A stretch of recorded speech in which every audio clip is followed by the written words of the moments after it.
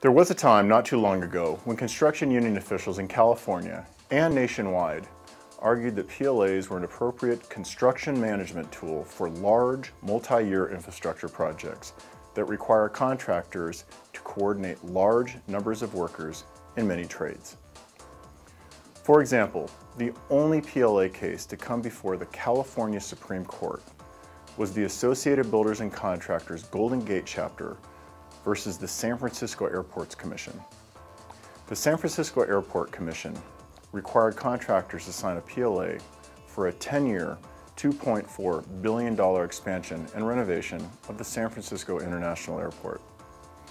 Here is how the court, in its August 16, 1999 decision against the Golden Gate chapter of Associated Builders and Contractors, described project labor agreements.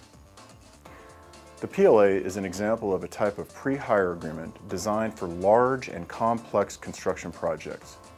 It is designed to eliminate potential delays resulting from labor strife, to ensure a steady supply of skilled labor on the project, and to provide a contractually binding means of resolving worker grievances. Such agreements, also called project labor agreements, have long been used in large construction projects. The immense size of the projects once subjected to project labor agreements is also revealed in the only project labor agreement case to come before the U.S. Supreme Court. This case was the Building and Construction Trades Council of the Metropolitan District versus the Associated Builders and Contractors of Massachusetts, Rhode Island. On March 8, 1993, it is also known as the Boston Harbor decision. Here is the description of the Boston Harbor project in this decision. The cleanup project was expected to cost $6.1 billion over 10 years. In the spring of 1998, the Massachusetts Water Resources Authority selected Kaiser Engineers Incorporated as its project manager. Kaiser was to be primarily in charge of managing and supervising construction activity. Kaiser also was to advise the NWRA on the development of a labor relations policy that would maintain work site harmony, labor management peace, and overall stability throughout the construction project.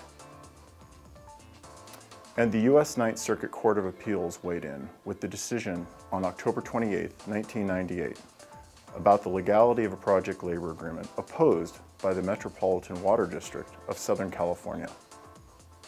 Once again, notice the size of the projects and the rationale for the PLA.